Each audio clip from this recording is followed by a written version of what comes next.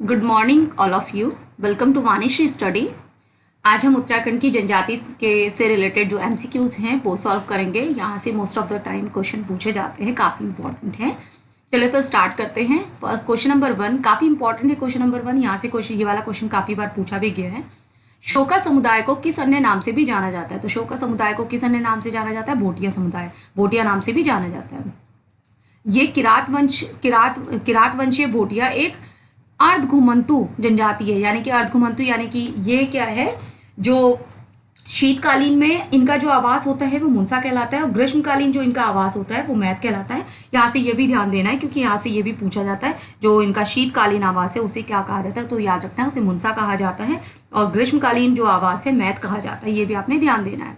और मारछा, तोलछा, जोहारी, दरमिया, चौदासी, ब्यासी, जाड़, जेठरा, छापड़ा, बकरिया आदि इनकी उपजातीय नामों से ये जाने जाते हैं। तो ये इनकी उपजातियां हैं वो भी उनके नाम याद रखते हैं, क्योंकि यहाँ से इस तरह से क्वेश्चन पूछा जाता है जैसे कि जाड़ जो है कौन सी मतलब कौन सी जनजाति की उपजाति है, तो यह याद रखना है आपने भोटिया की। ठीक है, तो इस तरह से आपने उपजाति भी इनकी देखनी है।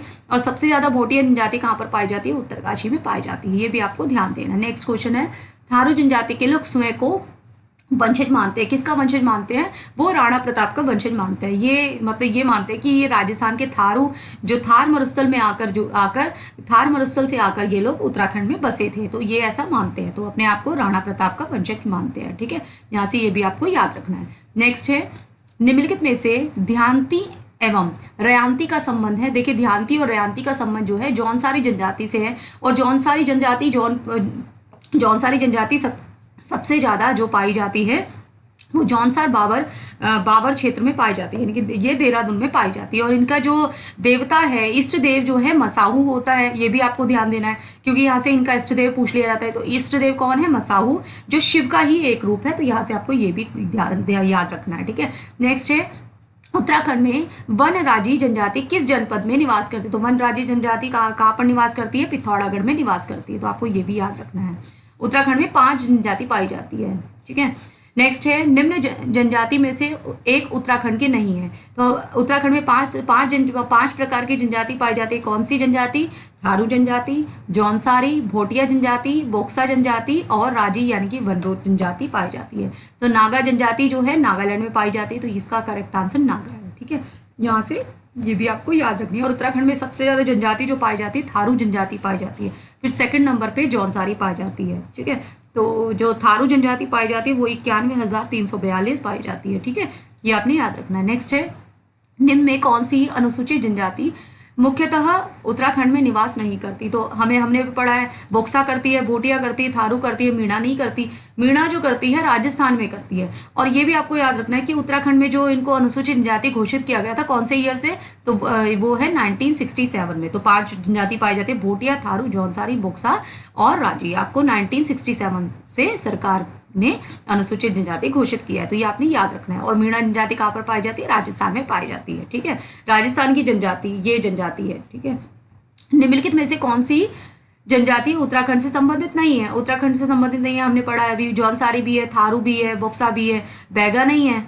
बैगा जो है मध्य प्रदेश और छत्तीसगढ़ में पाई जाती है। ठीक है, अब देखिए, जाड़ उत्तराखंड की किस जनजाति से संबंधित है? सेम फर्स्ट क्वेश्चन हमने पढ़ा था। तो जाड़ किस जनजाति से संबंधित है? वो भोटिया से संबंधित है, हमने अभी पहले पढ़ा भी है। ठीक है, उत्तराखंड की सर्वाधिक प्राचीन ज्ञात जाति नस्ल है।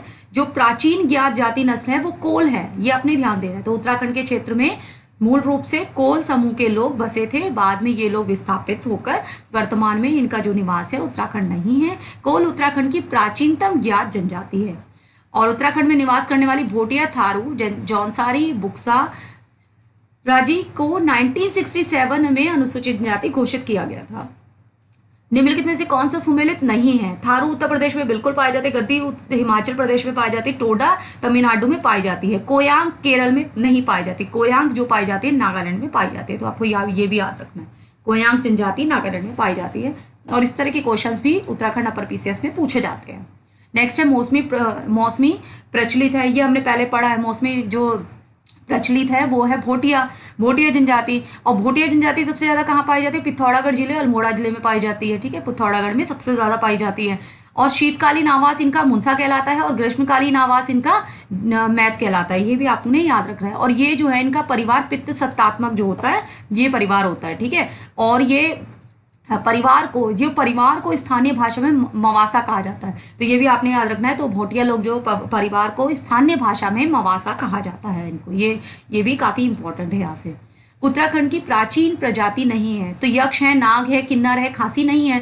खासी जो है, खासी और जयंती की पहाड़ियों में पाई जाती है। मेघालय, असम, बांग्लादेश के कुछ क्षेत्रों में पाई जाती है, तो ये भी आपने याद रखना है। ये क्वेश्चन काफी इंपॉर्टेंट है, अभी कुछ एग्जाम में कुछ टाइम पहले ये क्वेश्चन पूछा भी जा रखा है। 1962 के चीन युद्ध के पूर्व उत्तराखंड की किस जनजाति के तिब्बत के साथ व्यापार थे? तो ये किसके साथ व्यापार थे? ये भोटिया लोगों के व्यापार, भोटिया के जो संबंध थे, व्यापारिक संबंध थे, तिब्बत के साथ थे 1962 के चीन युद्ध से पहले। ठीक है, ये काफी इंपॉर्टेंट है ये वाला क्वेश्चन। नेक्स्ट है, उत्तराखंड की किस जनजाति द्वारा ऋतु प्रवास किया जाता है? तो हमने अभी पढ़ा है, ऋतु प्रवास कौन करता है? भोटिया जनजाति करती है।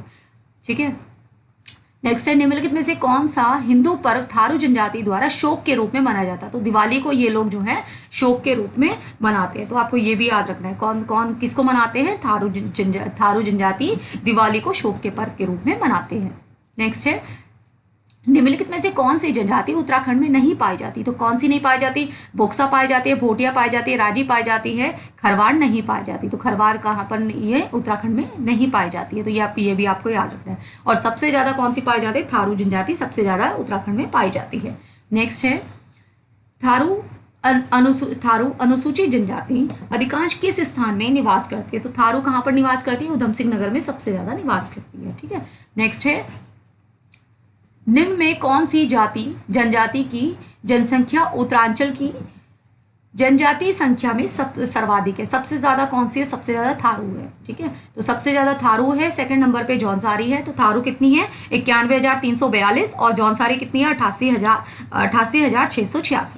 नंबर 1 पे कौन सी है? थारू जनजाति। नेक्स्ट है, निम्नलिखित में से कौन देहरादून जनपद में अधिक संख्या में पाई जाती है? तो अधिक संख्या में कौन सी है? जौनसारी पाई जाती है। 98% जौनसारी जो है देहरादून में पाई जाती है, तो ये भी आपको याद रखना है। और जौनसारी सेकंड नंबर पे ये जनजाति है। ठीक है, अब नेक्स्ट है, किस जिले में सबसे कम जनजाति पाई जाती है? देखिए, सबसे कम जो पाई जाती है रुद्रप्रयाग में पाई जाती है, और सबसे ज्यादा जो जनजाति पाई जाती है कहाँ पर? उधम सिंह नगर में सबसे ज्यादा पाई जाती है और रुद्रप्रयाग में सबसे कम पाई जाती है। ठीक है, चलिए आज हमारे 20 क्वेश्चंस हम लोग कंप्लीट कर चुके हैं।